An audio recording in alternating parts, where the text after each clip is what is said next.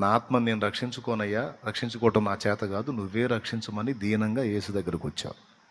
బాప్తిస్మం పొందావు. బాప్తిస్మం ఏం ఆశించి పొందుతున్నావు? ఆత్మరక్షణ, పరలోక రాజ్యం, పాపక్షమాపణ. అంతేనా లేకపోతే ఇంకేమన్నా? కొంతమంది అప్పులు తీరతే అని తీసుకుంటారులే. నీళ్ళలో దిగినాక మా అత్తగారిని ఒక ప్రశ్న అడిగా, ఎందుకు తీసుకుంటున్నావు అత్తమ్మ బాప్తిజం, ఎందుకు తీసుకుంటున్నావు అని అడిగితే, నరాల నొప్పుల కోసం అయ్యా అంది. దేనికోసం అంట? నరాల నొప్పుల కోసం తీసుకుందంట. అప్పుడు చెప్పాను, నరాల నొప్పుల కోసం కాదు పిచ్చిదానా, నరకము నుండి రక్షించబడటం కోసం అంటే. అదేలే, నాకు అది గుర్తులేక ఇది చెప్పానండి. కొంపతీసి మీరు అలాంటి సమాధానం చెబుతారు ఏందా నీళ్ళల్లో?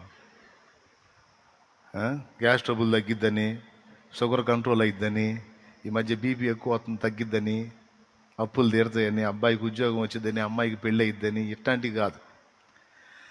పాప క్షమాపణ నిమిత్తము, ఆత్మరక్షణ నిమిత్తం, పరలోక రాజ్య ప్రవేశము నిమిత్తము, క్రొత్త జన్మానుభవం నిమిత్తము, నిత్య జీవము నిమిత్తము, యేసునొద్దకు చేరు నిమిత్తము నేను బాప్తిస్మం పొంద సిద్ధపడ్డాను అని చెప్పాలి.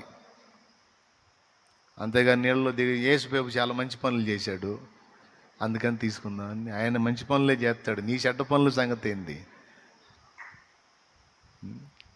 కాబట్టి నువ్వు ఆన్సర్ కరెక్ట్ చేయాలి అక్కడ, రైట్? చెప్పండి, నిజమైన దేవుడు ఎవరు? ఏం చేశాడు నీ కోసం? చనిపోయేంతనాడు, తిరిగి లేచాడా? ఎన్నో రోజు? త్వరలో రాబోతున్నాడా? ఎవరైనా బాప్తిజం ఎందుకు తీసుకుంటున్నావు? పాప క్షమాపణ నిమిత్తం. ఇంకా రైట్. బాప్తిజం ఎలా తీసుకోవాలో తెలుసా? ఎలా ఏముంది? మునగాలి.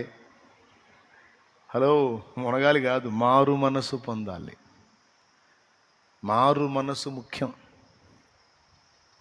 పాత జీవితం, పాత క్రమం అన్నిటికీ స్వస్తి పలకాలి, ముగింపు పలకాలి. క్రొత్త జన్మ అనుభవంలోనికి రావని ఇష్టపడాలి. మారు మనసు పొందారా? పొందలేదా? పొందకపోతే పొందాలి. మారు మనసు పొంది పాపక్షమాపణ నిమిత్తం ముంచుట బాప్తిజమం పొందాలి. ఓకేనా? ఏ బాప్తిజమం? నీళ్లలో తలంట మునిగే బాప్తిజమం పొందాలి. ఓకేనా? రైట్. మరి బాప్తిజమం పొంది ఎలా విశ్వాసాన్ని కాపాడుకోవాలి? 4 విషయాలు చెప్తాను, గుర్తు రాసుకోండి. అపోస్తల కార్యము 2:42. అపోస్తల కార్యము 2:42.